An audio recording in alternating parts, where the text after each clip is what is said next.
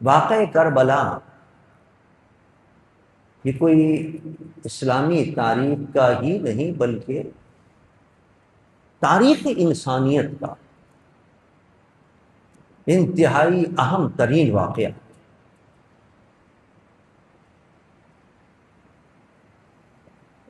قرآن پاک میں اللہ تعالیٰ نے قیامت تک آنے والے بہت سے واقعات کا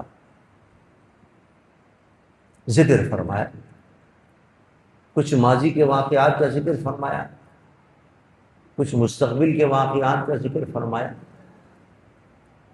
تو یہ کیسے ہو سکتا تھا کہ کربلا کا واقعہ جو اہم ترین واقعہ ہے اور حضور کے اہل بیت کا واقعہ ہے کہ انہوں نے قربانیاں پیش کی ہیں اور شجر اسلام کو اپنے خون سے سینچا ہے، آج اسلام کی عظمتیں ہمیں نظر آ رہی ہیں وہ امام عالی مقام کے خون کا صدقہ ہے، شہدائے کربلا کے خون کا صدقہ ہے۔ تو یہ کیسے ہو سکتا تھا کہ ہونے والے اس عظیم واقعے کا قرآن پاک میں اشارہ موجود نہ ہو؟ قرآن پاک میں اللہ تعالیٰ نے ایک نہیں کئی مقامات پر اس واقعے کی طرف اشارہ فرمایا۔ آج جو میں نے یہ آیت مقدسہ تلاوت کی ہے اس میں بھی اس واقعے کی طرف اشارہ۔ کیا واقعہ قرآن بیان کر رہا ہے جس میں یہ ضمناً اشارہ کیا جا رہا ہے؟ حضرت ابراہیم علیہ نبی علیہ السلام کا واقعہ قرآن بیان کر رہا ہے۔ اللہ نے حضرت ابراہیم کو اپنا خلیل بنایا، فرمایا واتخذ اللہ ابراہیم خلیلا، اور اللہ نے ابراہیم کو اپنا خلیل بنا لیا، اپنا دوست بنا لیا۔ یہ بڑا اہم مرتبہ، اللہ اس کو اپنا دوست کہتے، لیکن اس کے لیے پھر بڑی بڑی آزمائشوں سے گزرنا پڑتا ہے، بڑے بڑے امتحانوں سے گزرنا پڑتا ہے۔ اولاد نہیں تھی حضرت ابراہیم علیہ السلام، اللہ کی بارگاہ میں دعا کرتے ہیں رب ہب لی من الصالحین، اے اللہ مجھے نیک اولاد عطا فرما، دعا کر رہے ہیں۔ اللہ نے فرمایا کہ فَبَشَّرْنَاهُ بِغُلَامٍ حَلِيمٍ، جاؤ تمہاری دعا قبول کر لی ابراہیم ہم نے، اور ہم تمہیں ایک بڑا بردبار اور حلم کرنے والا لڑکا عطا کریں گے۔ دعا قبول ہو گئی، اللہ نے حضرت ابراہیم کو حضرت اسماعیل عطا فرما دیا۔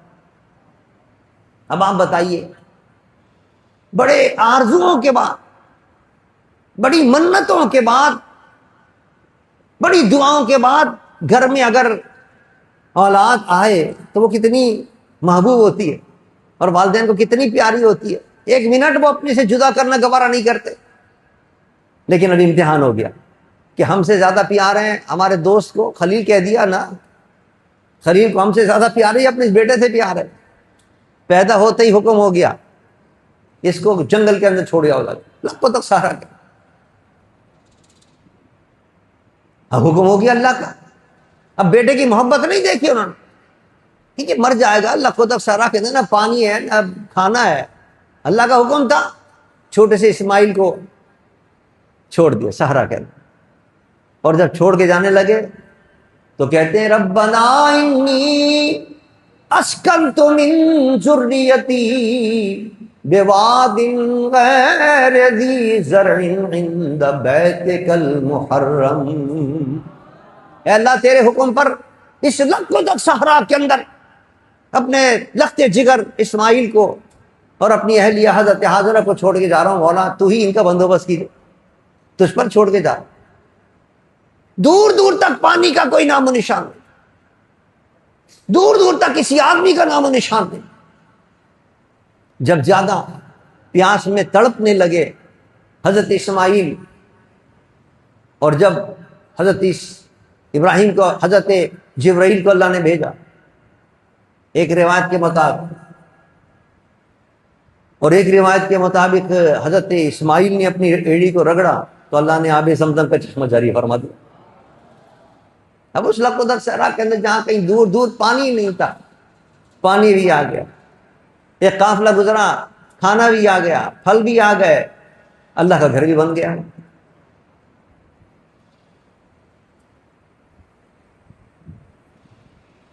پھر امتحان ہو گیا، اس امتحان میں ابراہیم کامیاب ہو گئے۔ چھوٹے سے بچے کو چھوڑا تھا، بڑا ہو گیا بچہ، اب کتنا بڑا ہو گیا؟ فَلَمَّا بَلَغَ مَعَهُ السَّعْيَ قال انی ارى فی المنام انی اصبحک فانظر ماذا ترى۔ وہی چھوٹا بچہ اسماعیل جس کو چھوڑ کر حضرت ابراہیم لقدر صحرا میں گئے تھے، اللہ نے پانی بھی دے دیا، کھانا بھی دے دیا، پھل بھی دے دیے، اب وہ بڑا ہو گیا، 1 سال کا نہیں، 2 سال کا نہیں، 3 سال کا نہیں، اتنا بڑا ہو گیا۔ فلما بلغ معه السعی، اللہ فرماتے کہ چلنے کے قابل ہو گیا اپنے باپ کے ساتھ، دوڑنے کے قابل ہو گیا اپنے باپ کے ساتھ۔ جب اتنا بڑا ہو جاتا ہے بچہ تو والدین کی محبت زیادہ ہو جاتی ہے اس سے، چھوٹے بچے سے بھی ہوتی ہے، لیکن جب بڑا ہوتا ہے بچہ، جتنا بڑا ہوتا جاتا ہے محبت بڑھتی جاتی ہے۔ اب محبت اسماعیل سے ابراہیم کی اپنے عروج پر پہنچ گئی، اب پھر امتحان ہو گیا، فرمایا جاؤ اس کو ذبح کر دو ہمارے راہ کے اندر۔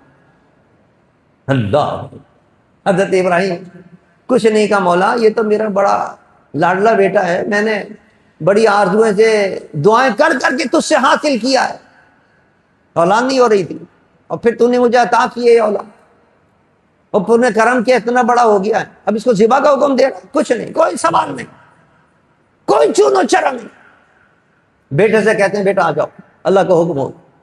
بیٹا بھی یہ نہیں کہتا بجان مجھے کہاں لے جا رہے ہیں ذبح کرنے کے لیے، کوئی باپ بھی ایسا ہوا نہیں۔ بیٹا بھی ایک نبی کا بیٹا تھا، اور نبی کا خون اس کے رگوں کے اندر تھا۔ کہا ابا جان اللہ نے حکم دیا ہے، یا ابت افعل ما تؤمر ستجدنی انشاءاللہ من الصابرین۔ ابا جان اللہ نے حکم دیا ہے، فوراً عمل کر لیجیے، دیر نہ کیجیے، اور میرا فکر نہ کریں، مجھے بھی آپ صبر کرنے والا پائیں گے، لیکن جب مجھے ذبح کریں تو آنکھ میں پٹی باندھ لیں، میرے چہرے کو ادھر کر دیں، لٹا دیں، سامنے چہرہ نہ ہو، کہیں ایسا نہ ہو محبت آ جائے ذبح کرتے ہوئے، باندھ دیں میرے ہاتھ پیروں کو، کہیں ایسا نہ ہو ذبح کرتے وقت اگر میرے ہاتھ پیر کھلے نہ ہو تو آپ اللہ کے حکم سے رہ جائیں۔ اللہ، رکھ دیا، چھری رکھ دی، چھری نہیں چل رہی ہے، پریشان ہے کہ اللہ کے حکم پر کیسے عمل ہو۔ آواز آتی، غیب سے آواز آئی، فنادیناہ ان یا ابراہیم قد صدقت الرؤیا انا کذالک نجزی المحسنین۔ ابراہیم کامیاب ہو گئے، تم امتحان دیا تھا، امتحان میں کامیاب ہو گئے، اور پھر کیا کہا، یہ ہے میرے تخلیق کا مولا، فرمایا ان ھذا لہو البلاء المبین وفدیناہ بذبح عظیم۔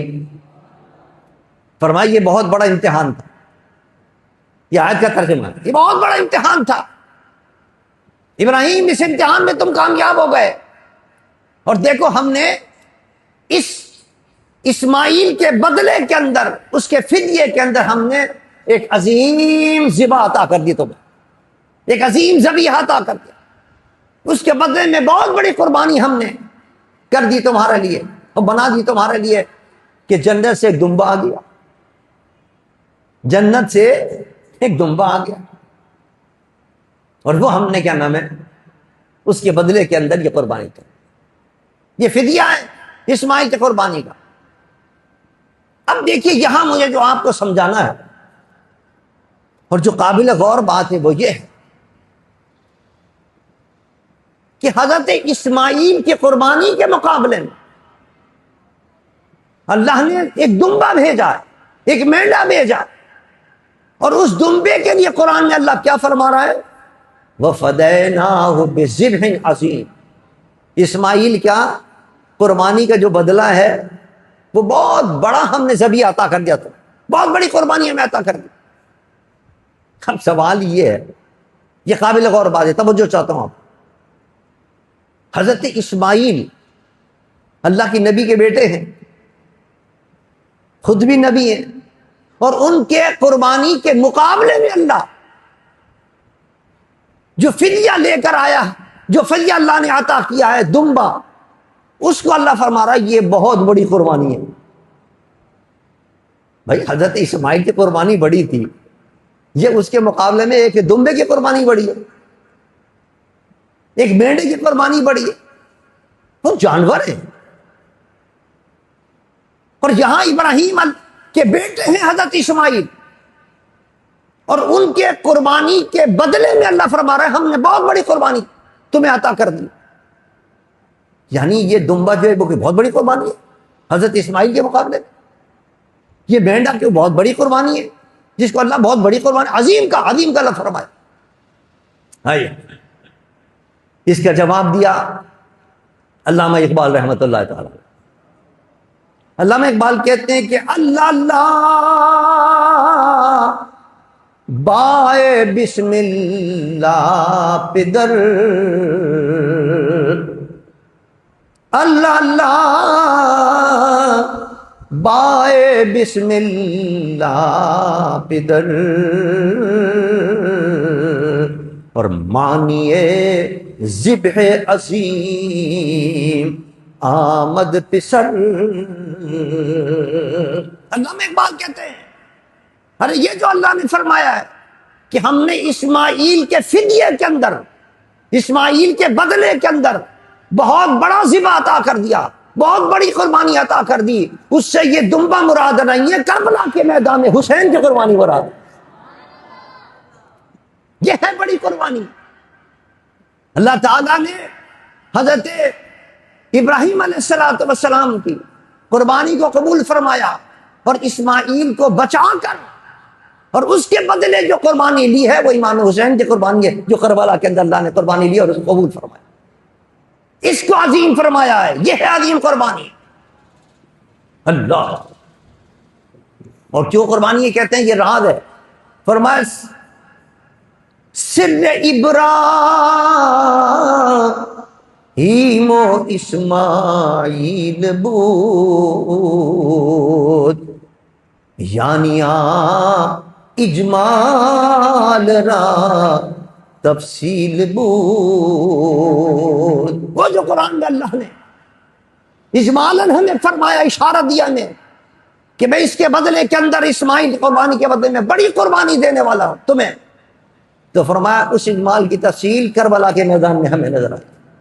امام علی مقام کی جو قربانی ہے وہ ہے بڑی قربانی. اب یہ ہو سکتا ہے کسی کے ذہن میں یہ خیال پیدا ہو کہ بھائی حضرت اسماعیل جو تھے وہ تو نبی تھے اور نبی کے بیٹے تھے، وہ تو نبی کے بیٹے تھے، ان کو نسبت حاصل ہے حضرت ابراہیم سے. اس کے مقابلے کے اندر اگر ہم یہ بھی مان لیں اور تسلیم کر لیں کہ حضرت امام حسین رضی اللہ تعالیٰ عنہ کی یہ قربانی ہے اور اس کو اللہ تعالیٰ ذبح عظیم فرما رہا ہے، اس کو عظیم قربانی فرما رہا ہے، تو حضرت اسماعیل کے مقابلے میں یہ بڑی قربانی کیسے بنے گی؟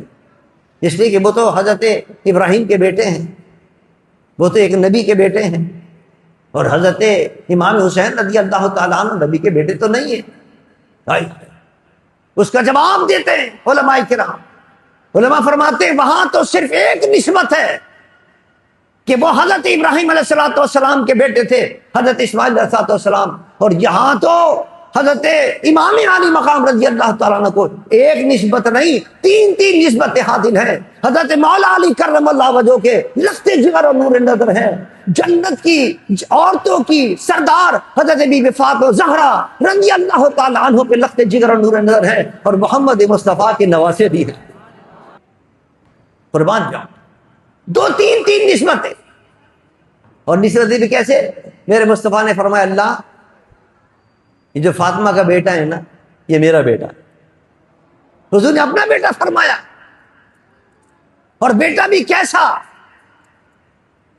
کتنا محبوب بیٹا کہ حضور اگر سجدے کے اندر ہو اور وہ بیٹا اگر حضور کے زانو مبارک پر، حضور کے کمر انور پر، پشت انور پر اگر بیٹھ جائے آ کر، تو حضور اپنے سجدے کو لمبا کر دیا کرتے۔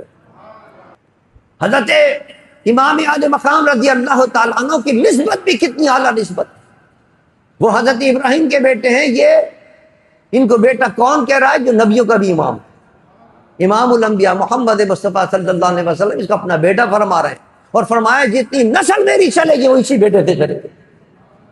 یہ دنیا کا نرالا دستور ہے کہ نسل چلتی ہے بیٹے سے، لیکن فرمایا میری نسل چلے گی فاطمہ سے، اس لیے کہ فاطمہ کا جو بیٹا ہے حسین، اس سے میری نسل چلے گی، حسن اس سے میری نسل چلے گی۔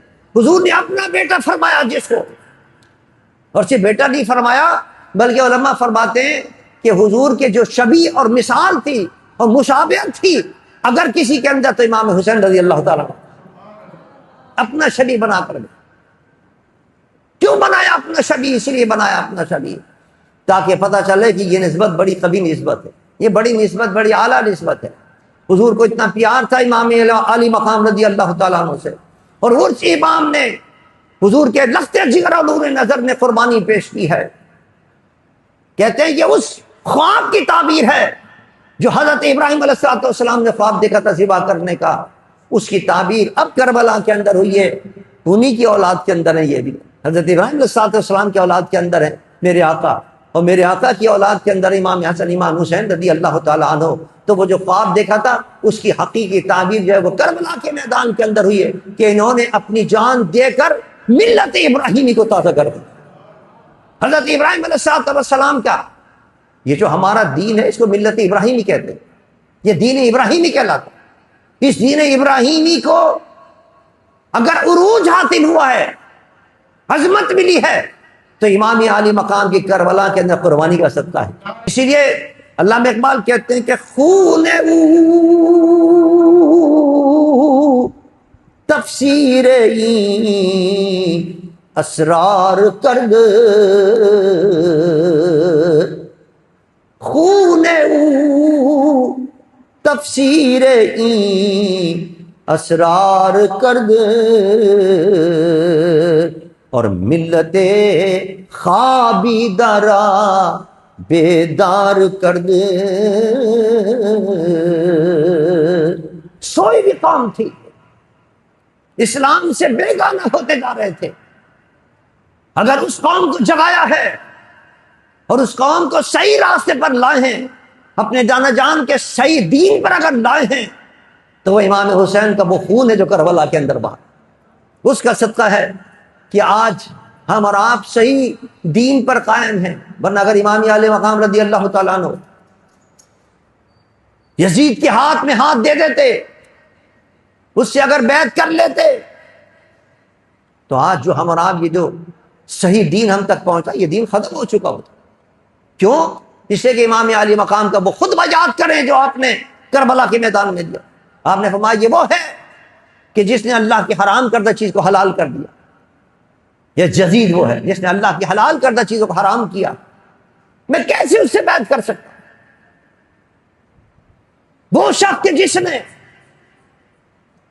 جس کو نبی کی حرمت اور نبی کے مدینے کی حرمت کا پتہ نہیں، جس کو خانہ کعبہ کی حرمت کا پتہ نہیں، جس نے اپنی فوجوں کو بھیج کر خانہ کعبہ کے اوپر پتھر برسوائے،